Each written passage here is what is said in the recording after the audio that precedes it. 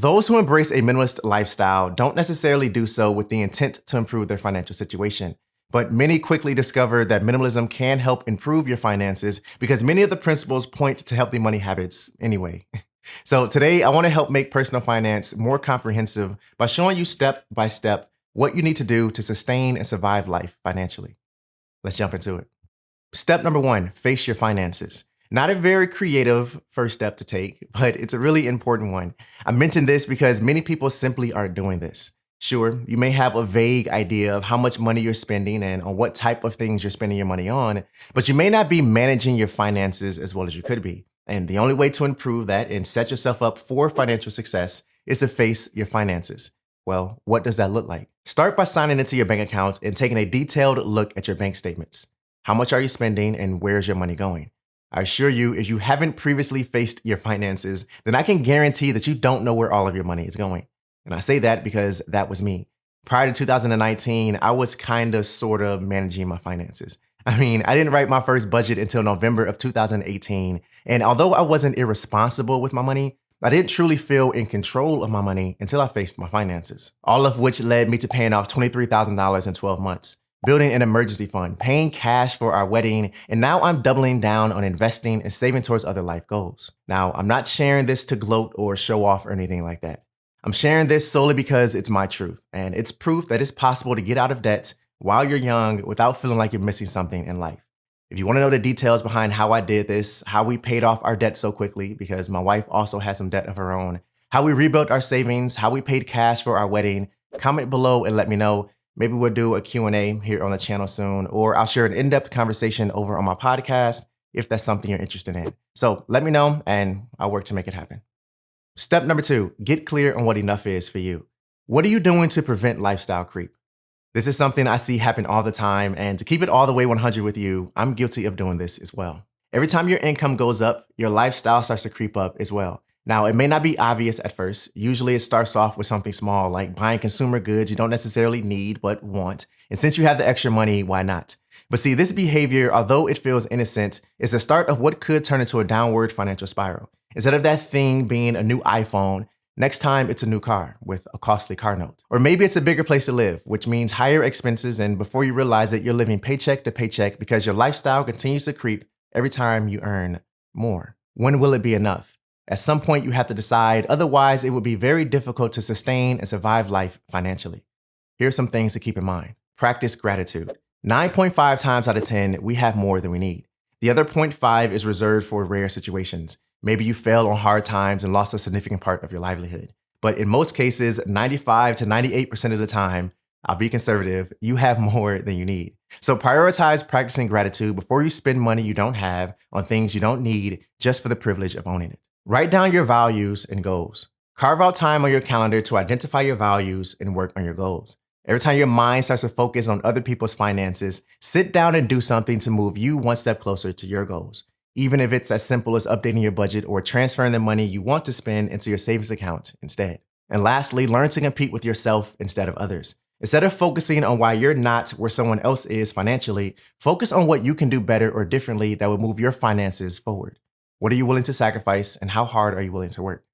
Step number 3, start thinking sustainably. There are 6 components to personal finance success. Stay with me. Number 1 is behavior, which is directly tied to your mindset and belief. Number 2 is cash flow. Number 3 is debt reduction. Number 4 is savings. Number 5 is protection. And number 6 is investing. Now, each of these components play a crucial role in helping you feel more in control of your money. Now, if you notice, behavior is at the top of this list. And there's a reason for that. See, personal finance is 80% behavior and 20% head knowledge. And that means your mindset matters. So start thinking sustainably. Ask yourself, what can you do to start saving more and spending less? How can you shift your consumption behavior in a way that reduces unnecessary waste?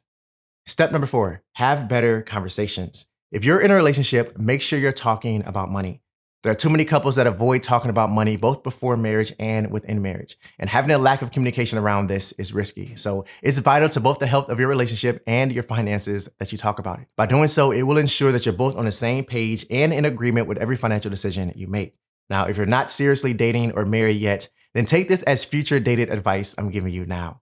Communication is extremely important, and it's not something you want to lack in any relationship, especially on the topic of money. I know my wife would agree because we've been communicating about our finances since day one. In fact, we go on financial dates weekly, which is time we set aside to just talk about money. Step number 5, track your spending. This is an exercise that I found really helpful when it comes to sustaining and surviving life financially.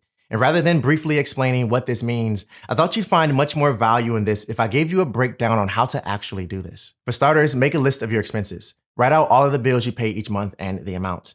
Don't worry about putting these in a particular order. The point is to get them down on paper so you can see everything laid out in front of you. In addition to this, make a list of everything else you spend money on as it happens, so you're actively keeping record of your spending. From there, identify your must-pay expenses. What do you need to survive?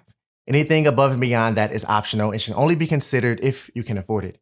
See, by highlighting your must-pay expenses and being extremely intentional with everything else, over time, you start to gain some traction towards financial stability. What's unique about tracking your spending every week as opposed to writing a monthly budget is you can see and stop the bleeding in real time whenever you notice you're starting to overspend in a particular category. I'll leave a link to a video down below that shows in detail how my wife and I track our finances if you're interested. Step number 6, pay off your debt. Simply put, if the bulk of your monthly income is going towards debt, then yes, it would be very difficult to get ahead and regain control of your money. So I would advise you to pay off all of your debts as quickly as you can and never go back. Coming from someone who has been debt-free since December of 2019, I can say that life feels different when that money is no longer going towards debt repayments that feel endless and instead stays in your pocket to help move your life forward. Step number 7, build an emergency fund. Having money saved in the bank for a rainy day does wonders for your sanity, let me tell you. So if you have no idea where to start with this, start by saving $1,000 in a separate money market or high yield savings account. This $1,000 will serve as your starter emergency fund, giving you a quick win and the confidence boost you need. Beyond that, the goal is to save 3 to 6 months of your total monthly expenses. Now, that number will be different for everyone because we all have different monthly expenses depending on our needs, where we live, and what stage in life we're at. So do some quick math and figure out what your dollar amount is, and then work to save that in addition to the $1,000 you already have in a money market or separate high yield savings. Now, I know what you may be thinking. Wouldn't it be better to invest that money into the stock market because I can make more than I would from the little bit of interest the bank pays me? The answer is no. Your emergency fund is not an investment. It's for emergencies, and you need that money readily available in case something happens. A car accident, the roof on your house starts to leak, or you have medical emergencies and your insurance doesn't cover the whole bill. Having cash available for emergencies like this and others prevents you from having to go into debt in order to cover these expenses. Now, investing comes later, and I have videos about that if that's something you're interested in, but saving your emergency fund comes first. Step number 8, diversifying your income. Diversifying your income means drawing earnings in from 2 or more sources rather than just one job. A diversified income can protect you against the panic attack you may have if you lose your job, because instead of feeling worried about how you're going to pay your bills, you actually feel a sense of peace because you know you have more than one source of income coming in every month. Now, this is definitely going to require you to be diligent about living below your means. As I mentioned earlier, lifestyle creep is real, and you have to be strong enough to decide what enough is for you. Keep in mind that this can also help you save and invest more for your future, which is always a good thing. I hope you found value in this conversation, and if you did, comment below and let me know which part resonated the most with you. Keep growing, keep learning, and always stay true to you. I'll see you in the next one. Peace.